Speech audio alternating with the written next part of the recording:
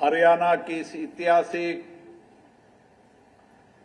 सांस्कृतिक विरासत की ये धरती लोकतांत्रिक मूल्यों को सशक्त शासन प्रणाली और बहुमुखी समृद्धि के लिए विख्यात हरियाणा विधानसभा में आज हमारे बीच में हरियाणा के लोकप्रिय यशस्वी मुख्यमंत्री नायब सिंह जी सैनी साहब, जिनको विधानसभा का भी अनुभव है और संसद का भी अनुभव है, मैं उनका भी इस कार्यक्रम में हार्दिक अभिनंदन करता हूं, स्वागत करता हूं। हरियाणा विधानसभा के माननीय अध्यक्ष श्री हरविंदर कल्याण जी, उत्तर प्रदेश विधानसभा के यशस्वी अध्यक्ष, जिनका लंबा अनुभव राज्य की विधानसभाओं में रहा है, मंत्रिमंडल के सदस्य के रूप में रहा है और जो अभी कई राज्यों की विधानसभाओं के प्रशिक्षण कार्यक्रम में समय समय पे अपने अनुभव का मार्गदर्शन करते रहते हैं, सतीश महाना जी, विधानसभा के उपाध्यक्ष श्री कृष्णलाल मिड्ढा जी, प्रतिपक्ष के नेता बीवी बत्रा जी, हरियाणा सरकार के माननीय मंत्रीगण, विधायकगण, मैं आप सबका हार्दिक अभिनंदन करता हूं, स्वागत करता हूं। ये हरियाणा की धरती का इतिहास, यहाँ की सांस्कृतिक, यहाँ के आध्यात्मिक, धर्म, स्वतंत्रता सेनानी और वीरता के लिए इसकी एक अलग पहचान है। छोटा राज्य होने के बाद भी इस धरती से बहुत बड़े बड़े संदेश देश में गए हैं और देश में नहीं, दुनिया के अंदर हमारा आध्यात्मिक संदेश, हमारे कर्म दर्शन का संदेश इसी धरती से भगवान श्री कृष्ण ने अर्जुन को दिया। इस धरती के अंदर छोटा प्रदेश होने के बाद भी, चाहे सीमा पर रक्षा करने वाले जवानों की संख्या हो, देश के उत्कृष्ट खिलाड़ी हो, स्वतंत्रता सेनानी हो, सांस्कृतिक आध्यात्मिक गुरुओं का हो, सबका एक गौरवशाली इतिहास हरियाणा का रहा है और इसीलिए इस हरियाणा विधानसभा का भी अपनी एक विरासत रही है। विरासत के साथ विकास एक ऐसा मॉडल है जो सभी राज्यों को एक दिशा देता है। मुझे खुशी है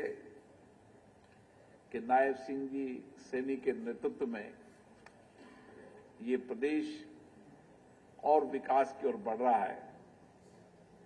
जहां इंफ्रास्ट्रक्चर हो, सामाजिक कल्याण हो, आर्थिक परिवर्तन हो और उसके साथ कृषि, उद्योग और शिक्षा के क्षेत्र में भी लगातार आगे बढ़ रहा है। इन सभी क्षेत्रों के अंदर यहां के चुने हुए माननीय विधायकों का बहुत बड़ा योगदान है। मैं उन सब माननीय विधायकों को बहुत बहुत शुभकामनाएं देता हूं, बधाई देता हूं, जिनको जनता ने बहुत विश्वास, भरोसे के साथ चुनकर भेजा है। मुझे खुशी है कि यहां 40 विधायक पहली बार चुन के आए हैं। मैं उनका विशेष रूप से अभिनंदन करता हूं कि पहली बार आप चुनकर आए हैं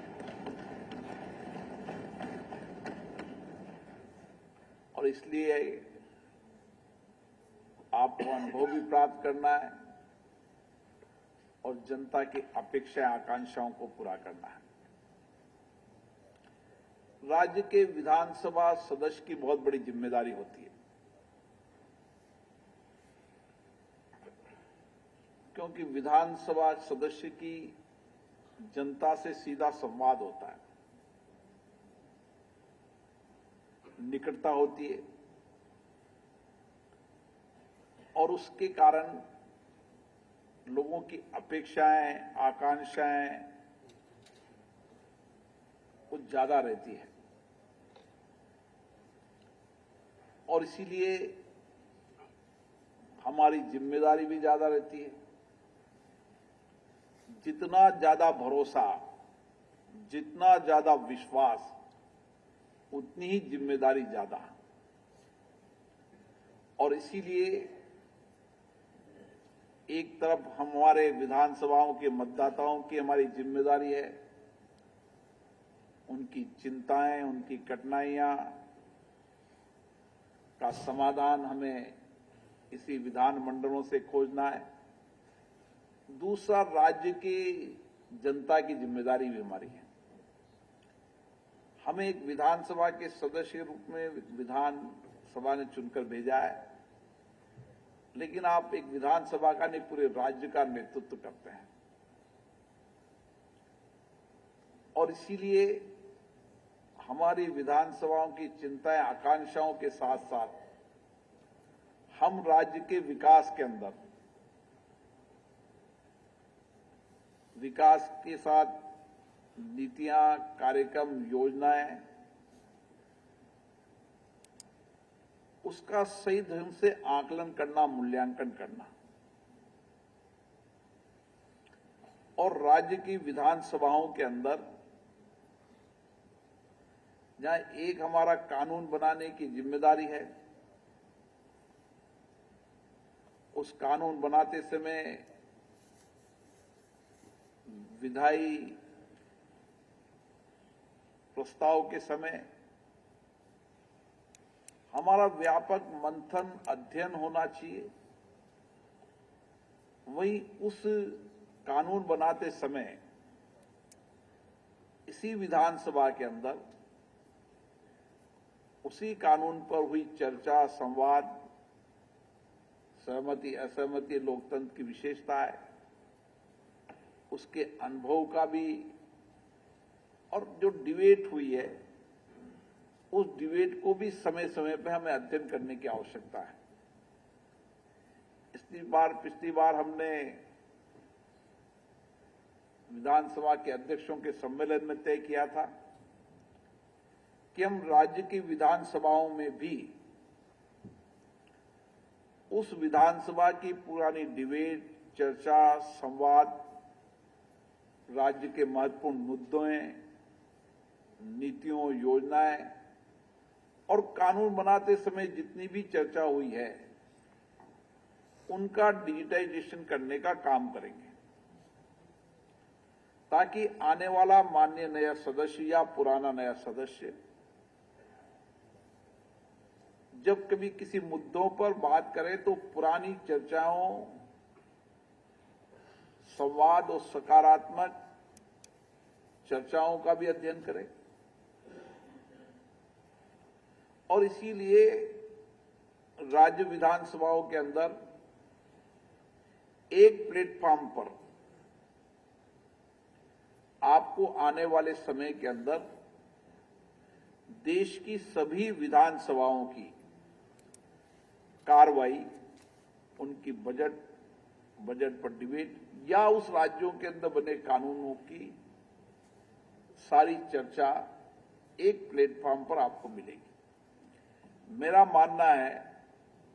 कि जब कभी विधानसभा के अंदर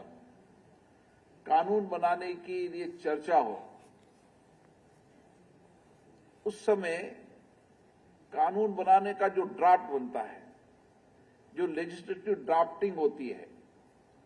उस लेजिस्लेटिव ड्राफ्टिंग के अंदर भी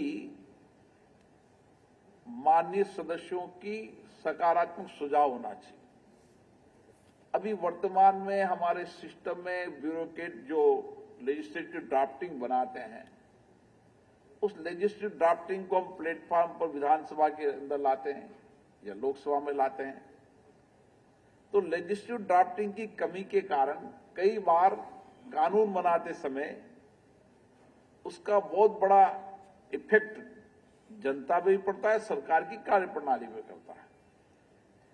इसलिए कोशिश करना चाहिए कि जो लेजिस्लेटिव ड्राफ्टिंग है उसका प्रारूप विधानसभा के माननीय सदस्यों को परिचालित हो और उसमें जितना हमारा अनुभव होगा लेजिस्लेटिव ड्राफ्टिंग के अंदर, उसका भी प्रशिक्षण शिविर आयोजित करेंगे, उतना ही बेहतर हम कानून बना पाएंगे, उतना ही हम कानून पर ठीक से चर्चा कर पाएंगे। और चाहे इस राज्य में चर्चा हो या कानून बनाते समय संसद में, अन्य विधानसभाओं में चर्चा हो, जब एक लेजिस्लेटिव प्लेटफॉर्म पर आप उनकी चर्चाओं को देखेंगे तो आप बेहतर चर्चा संवाद कर पाएंगे। और एक अच्छा विधायक वही होता है जो विधानसभाओं के अंदर सार्थक चर्चा करे, सकारात्मक चर्चा करे, अपने अनुभव ज्ञान के आधार पर चर्चा करे। टेक्नोलॉजी का जमाना है, इससे नए इनोवेशन के साथ चर्चा करें ताकि हम राज्य की विधानसभा से ही प्रदेश के नेता बन सकते हैं। और यही प्लेटफॉर्म है जिस पर आप राज्य के नेता बन सकते हैं। आपको चुनकर एक विधानसभा के लिए भेजा है, लेकिन अगर राज्य को नेता बनना है तो आपकी जितना बेहतर आपकी विधानसभा के अंदर कार्रवाई में आपका हिस्सा होगा, जितना बेहतर संवाद होगा, उतना ही बेहतर आप काम कर पाएंगे। इसी तरीके से नीतियों पर, योजनाओं पर भी व्यापक समीक्षा विधानसभा में होती है, वो मुद्दों के आधार पर भी होती है। तो राज्य के महत्वपूर्ण मुद्दों को अपनी अपनी राज्य विधानसभा के नियम प्रक्रियाओं का पूरा अध्ययन करना और कैसे हम राज्य के अंदर प्रदेश के मुद्दे, अपने विधानसभाओं के मुद्दों को उठा सकते हैं। जितना नियम प्रक्रियाओं का अध्ययन होगा उतना ही आप नियम प्रक्रियाओं से उन विषयों को उठा पाएंगे और उससे एक बहुत सकारात्मक परिवर्तन आता है। मेरा मानना है कि चाहे संसद हो, चाहे राज्य की विधानसभा हो, ये लोकतांत्रिक संस्था एक ऐसा मंच है जिससे सरकारों को भी पूरी राज्य की समस्याओं का अध्ययन हो जाता है, क्योंकि विधायक अपने अपने क्षेत्र की समस्या उठाते हैं, कठिनाई होता है, उनकी चिंताओं उठाते हैं। अगर सरकार उसको सकारात्मक रूप से ले और उनके उठाए प्रश्नों को भी सकारात्मक रूप से ले कि आखिर इसने प्रश्न पैदा किया है तो क्यों पैदा किया है, आखिर ये मुद्दा उठाया तो लगातार मुद्दा उठा रहा है, लोगों की चिंता उठा रहा है, उसको अगर सरकार सकारात्मक रूप से लेती है तो आप एक बेहतर सरकार चला सकते हैं, क्योंकि आप एक मंच से आपको राज्य की सारी समस्याओं की जानकारी इस लोकतांत्रिक मंच से ही मिल सकती है। और लोकतंत्र में जनता की जितनी भागीदारी होगी, जितनी सक्रियता होगी, उतनी शासन पालिका में पारदर्शिता आएगी, कार्यपालिका में जवाब आएगी। आप लोकतंत्र के अंदर अगर कार्यपालिका पे ठीक से नियंत्रण करना चाहते हैं, कार्यपालिका में पारदर्शिता लाना चाहते हैं, आपने जो नीतियां बनाई, योजना बनाई, कार्यक्रम बनाए, पॉलिसीज बनाई, उसका एग्जीक्यूशन ठीक हो रहा नहीं हो रहा है, ये जनप्रतिनिधि ज्यादा बेहतर तरीके से बता पाता है और वो जनता से जुड़ा रहता है, उसका सीधा संपर्क रहता है। हमने कोई योजना बनाई लेकिन उसका इम्पैक्ट, असर हो रहा नहीं हो रहा है, ये बेहतर जनप्रतिनिधि बता पाता है। इसलिए राज्य की विधानसभाओं के अंदर हर नीति, कार्यक्रम, योजनाओं की जितनी बेहतर समीक्षा होगी उतनी शासन जवाबदेही से चलेगा। और मेरा मानना है इसमें राज्य के विधानसभा सदस्यों की बहुत बड़ी जिम्मेदारी है। वर्तमान समय टेक्नोलॉजी का जमाना है, नए इनोवेशन हो रहे हैं और टेक्नोलॉजी इनोवेशन से जहां दुनिया के देश की सारी संसदीय प्रणाली का ज्ञान हमें होता है, वहां पर ही हम बेहतर चर्चा संवाद का हमें मटेरियल भी मिलता है। इसलिए मेरा मानना है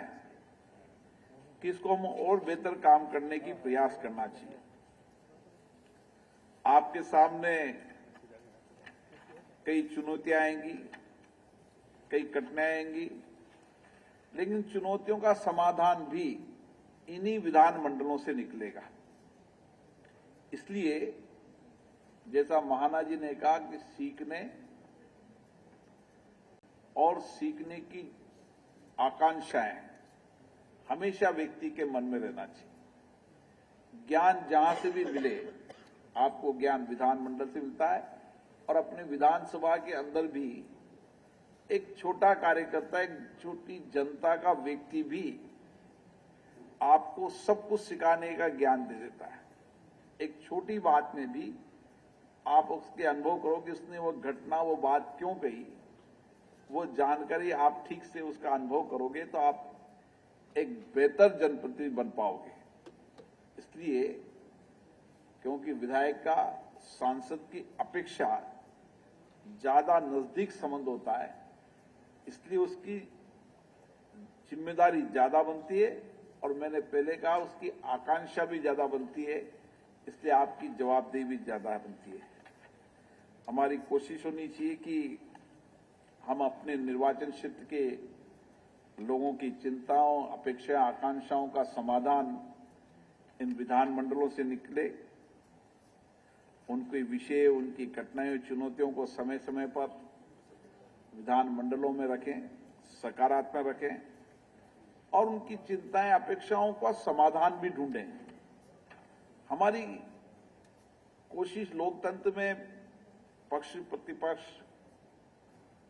असहमति सहमति, ये हमारे लोकतंत्र की ताकत रही है और दुनिया के अंदर हमने ये साबित किया है कि संसदीय लोकतंत्र ही शासन चलाने की सर्वश्रेष्ठ पद्धति है। और हमने दुनिया के अंदर भारत की विविधताएं, भारत की हर तरह की विविधताएं होने के बाद भी हमको जोड़ने का काम इस लोकतंत्र ने किया है, लोकतंत्र पद्धतियों ने किया है। इसलिए मेरा आपसे आग्रह है कि आपकी नेतृत्व क्षमता बढ़ना चाहिए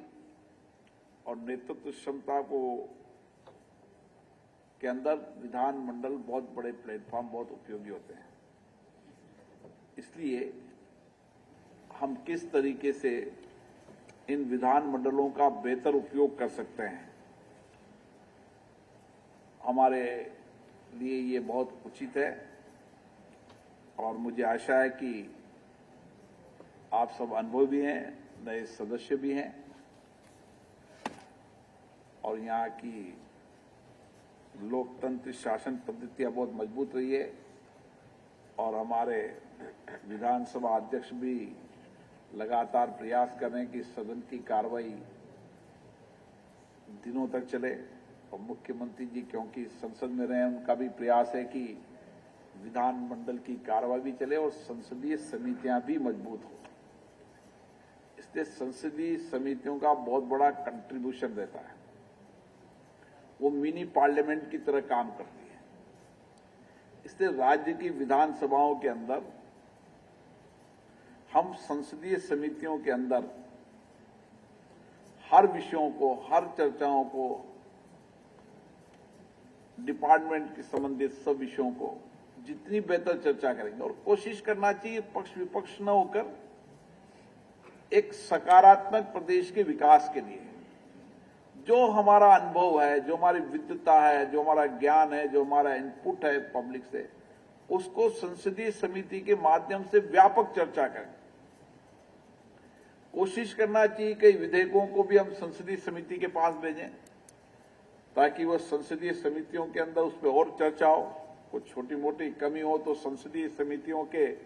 सबके सुझाव, सबकी विद्वता से जो विधेयक बन के आएंगे वो और बेहतर हो पाएंगे। ऐसे प्रयास राज्य की विधानसभाओं में भी करने का प्रयास करना चाहिए। बजट पर भी पिछली बार जब मैं आया था, जब माननीय मुख्यमंत्री बताया कि हम बजट के पहले प्री बजट पर चर्चा करते हैं, विधानमंडल के अंदर सुझाव लेते हैं, जनता के बजट पर सुझाव लेते हैं और बजट के बाद उन बजट में दी गई योजनाएं, कार्यक्रम, नीतियां, पैसों का आवंटन के प्रभावों का आकलन हमेशा संसदीय समितियां भी करती है, पब्लिक अकाउंट कमेटी भी करती है, अन्य कमेटी भी करती है कि जिस विषय के लिए बजट का आवंटन किया गया था उस बजट से राज्य की जनता के सामाजिक आर्थिक जीवन में क्या बदलाव हुआ। जिस मद के लिए बजट दिया गया था उस बजट के माध्यम से चाहे शिक्षा हो, चाहे स्वास्थ्य हो, चाहे गरीब कल्याण की योजनाएं हैं, उसके प्रभाव का आकलन भी संसदीय समितियों में बेहतर हो सकता है, क्योंकि जनप्रति जनता से उसके आकलन का आइडिया लगता है। सरकारी अधिकारी अपने तरीके से सोचते हैं, जनप्रतिनिधि का सोच जनता से सीधा संवाद होता है तो वो ज्यादा ठीक से उनके पास जानकारी होती है। इसलिए कोशिश ये करना चाहिए कि संसदीय समितियों में बजट के बाद उनके उपयोग ठीक से हुआ नहीं हुआ, उनकी किस क्षेत्र के अंदर बजट आवंटन से ज्यादा अच्छा इम्पैक्ट पड़ा, प्रभाव पड़ा, उसका आकलन का भी प्रयास इन विधानसभा की समितियों से करने का प्रयास करना चाहिए। मुझे आशा है कि 2 दिन के इन शिक्षण प्रशिक्षण कार्यक्रम में हमारे अनुभवी विशेषज्ञ आपसे संवाद करेंगे, चर्चा करेंगे, आपसे भी ज्ञान प्राप्त करेंगे, आपकी विद्वता से भी प्राप्त करेंगे और दोनों तरफ चर्चा संवाद से हम इस 2 दिन के संवाद कार्यक्रम में और हमारी विद्वताओं को और हमारी कार्य प्रणाली को बेहतर बना पाएंगे, ताकि सर्वश्रेष्ठ विधायक के रूप में हम प्रदेश की जनता को अपने दायित्व को निभा सकें और प्रदेश की जनता ने जिन भरोसे, विश्वास के साथ भेजा है, हम उनके विश्वास, भरोसे को और कायम कर सकें और मजबूत कर सकें। आपके इस भरोसे, विश्वास से जनता में लोकतंत्र और सशक्त होगा, जनता के प्रति लोगों का विश्वास, भरोसा बढ़ेगा, क्योंकि आपको बहुत विश्वास के साथ चुनकर भेजा है। इसलिए आपका प्रयास होना चाहिए कि विधानसभा चले। जब सहमति असहमति हो सकती है, लेकिन विधानसभाओं में नियोजित तरीके से गतिरोध पैदा करना, व्यवधान पैदा करना, ये लोकतंत्र के लिए अच्छा नहीं है। लोकतंत्र के लिए बेहतर यही है कि विधानसभा चर्चा संवाद के केंद्र बने। सहमति असहमति जितना हो उतना होना चाहिए, लेकिन व्यापक चर्चा होना चाहिए। उसी से ही हम जनता का कल्याण कर पाएंगे। मैं पुनः आप सबको बहुत बहुत शुभकामनाएं देता हूं नए दायित्व के लिए, और आप नए दायित्व को निभाते हुए जो हरियाणा का ऐतिहासिक लोकतांत्रिक मूल्यों का महत्व है उसके बढ़ाने में आपका योगदान रहेगा। बहुत बहुत धन्यवाद।